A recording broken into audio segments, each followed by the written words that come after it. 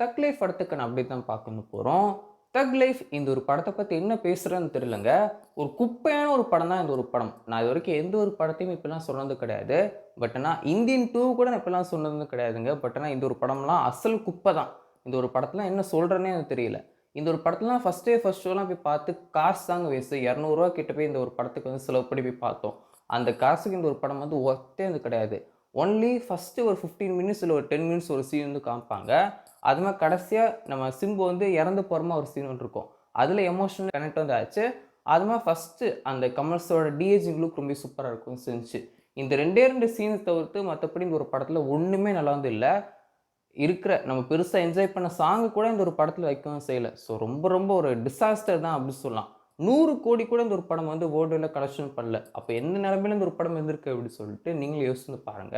தக் லைஃப் படத்துக்கான OTT release பொறுத்தவரைக்கும் 8 வாரங்கள் 8 வாரங்கள் கழிச்சு தான் இந்த ஒரு படம் வந்து Netflix ரிலீஸ் ஆகுற மாரி நம்ம கமல் சார் அக்ரீமெண்ட் போடுறோம்னு செஞ்சாரு. இதனால என்ன அட்வான்டேஜ் அப்டி சொல்லி பார்த்தீங்கன்னா, டீமுக்கு என்ன அட்வான்டேஜ் அப்டி சொல்லி பார்த்தீங்கன்னா, ஹிந்தில இருக்குல்ல, ஹிந்தி ஸ்டேட்ஸ்ல இருக்கிற மல்டிப்ளெக்ஸ் ஸ்க்ரீன்ஸ்ல கூட இந்த ஒரு படம் வந்து ரிலீஸ் ஆகும். இப்போ ரீசென்ட் டேஸ்ல வந்து பார்த்தீங்கன்னா, எந்த ஒரு தமிழ் படமே ஹிந்தி ஸ்டேட்ஸ்ல இருக்கிற மல்டிப்ளெக்ஸ் ஸ்க்ரீன்ஸ்ல ரிலீஸ் ஆயிருக்காது. ஸோ லியோக்குலாம் அது வந்து ஒரு மிகப்பெரிய டிராபேக்கா இருக்கவும் செஞ்சுச்சு. ஸோ இப்போ இந்த ஒரு படத்துல கமல் சார் அதெல்லாம் ஷார்ட் அவுட் வந்து பண்ணி, இந்த ஒரு படத்துக்கு 8 வாரம் கழிச்சு தான் ஓடிடி ரிலீஸ்ன்னு சொல்லலாம் பிளான் வச்சு பண்ணி வந்து வச்சிருந்தாரு. பட் ஆனா இந்த ஒரு படத்துக்கான ரிசல்ட்டுக்குலாம் அப்புறம், இந்த ஒரு படத்துக்கான ரிலீஸ்க்குலாம் அப்புறம் 4 வாரங்களே இந்த ஒரு படத்த ஓடிடில குடுத்துடலாம் அப்டி சொல்ட்டு, அந்த ஒரு டீல கேன்சல் பண்ண சொல்லிட்டாங்க. இப்போ ஆல்மோஸ்ட் கன்ஃபார்ம் தான். படம் ரிலீஸ் ஆகி ஆல்மோஸ்ட் 3 வாரங்கள் வந்து ஆயிருச்சு இல்லையா? அடுத்த வாரம்லாம் இந்த ஒரு படத்த Netflix ரிலீஸ் பண்ணியிருப்பாங்க. தமிழ், தெலுங்கு, ஹிந்தி, கன்னடா அப்டி சொல்ட்டு இங்கிலீஷ்லயும் மேபி வரலாம். இந்த 6 லாங்குவேஜ்ல ஒரு படத்த Netflix ரிலீஸ் பண்ண போறாங்க.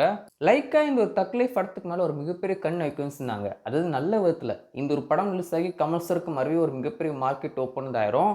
அந்த சூட்டோடயே நம்ம வந்து இந்தியன் 3 ரிலீஸும் பண்ணிடலாம் அப்டி சொல்ட்டு லைக்கா வெயிட் வந்து பண்ணிட்டு இருந்திருந்தாங்க. அவங்களுக்கு தான் இப்போ வந்து ஒரு மிகப்பெரிய அடி அப்டி சொல்லலாம். இப்போ இந்த படமும் ஒரு மிகப்பெரிய ஃப்ளாப்பா? இந்தியன் 2 பண்ண கலெக்ஷனுக்கு கூட தக் லைஃப் வந்து பண்ணல. ஸோ அப்படி இருக்கும்போது நீங்களே யோசிச்சு பாருங்க. இதுக்கப்புறம் எங்க இந்தியன் 3 எடுத்து ரிலீஸும் பண்றது? ஏற்கனவே ஷூட்டிங்கே இந்தியன் 3க்கு பேலன்ஸ் வந்து இருக்கு.